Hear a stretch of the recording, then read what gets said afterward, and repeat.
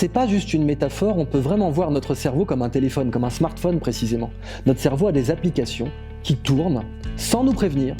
Le smartphone, il est poli, il nous montre la liste des applications qui ont été installées sur lui. Mais notre cerveau ne nous dit pas quelles applications ont été installées sur lui. Notre cerveau ne nous dit pas, par exemple, si nous avons peur de quelque chose, si nous avons la peur de réussir, si nous avons la peur d'être reconnus ou de ne pas être reconnus.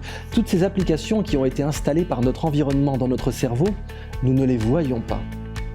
Une application dangereuse, par exemple, c'est l'impuissance apprise. On peut enseigner à quelqu'un qu'il est mauvais. On peut saboter quelqu'un en lui répétant qu'il est mauvais. Cette découverte de l'impuissance apprise a d'abord été faite sur les chiens. On prenait un chien, ce sont les travaux de Martin Seligman, on le mettait dans une cage électrifiée.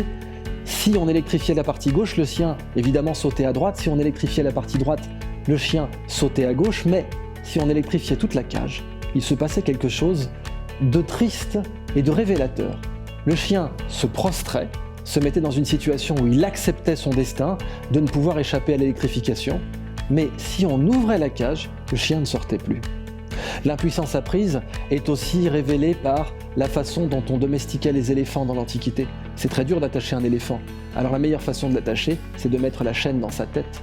D'autant qu'avant l'âge du fer, avoir une chaîne suffisamment solide pour attacher un éléphant était extraordinairement difficile. Alors les Cornacs s'étaient rendus compte que si on attachait un petit éléphant avec une corde pendant suffisamment longtemps, eh bien même à l'âge adulte, quand il était suffisamment grand et fort pour briser cette corde, le simple fait de la lui mettre à la patte l'immobilisait.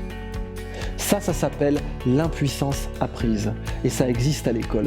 On peut l'induire en réalité en 15 minutes. Une professeure américaine qui s'appelle Charis Nixon s'est amusée à réaliser l'impuissance apprise dans une de ses classes.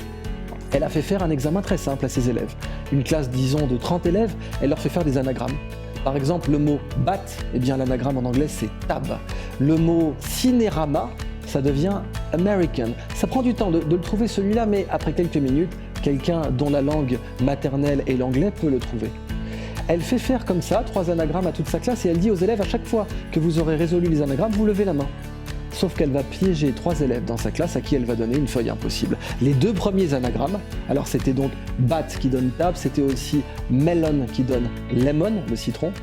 Le dernier reste cinérama. Bien, on a 3 élèves piégés dont les 2 premiers anagrammes sont impossibles. Ils peuvent chercher tout ce qu'ils veulent, il n'y a pas de solution, il n'y a pas d'anagramme sur ces mots-là en anglais. Eh bien ça ne rate pas quand ces 3 pauvres élèves qui ont été piégés voient toute la classe lever la main avec une grande facilité alors que eux échouent.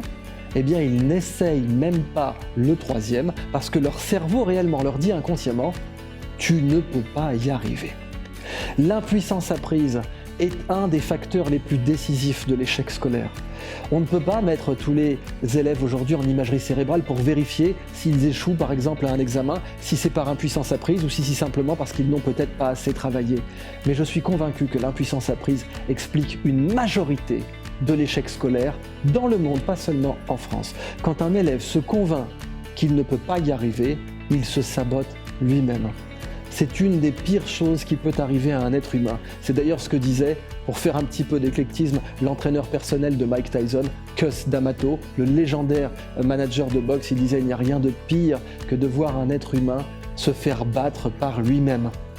Eh bien, désinstallez ces applications de votre tête et de la tête de vos enfants en cette période de rentrée, c'est un service absolu à leur rendre. Je vous encourage à suivre le webinaire que j'ai réalisé sur ce sujet, se débarrasser de ces frontières mentales.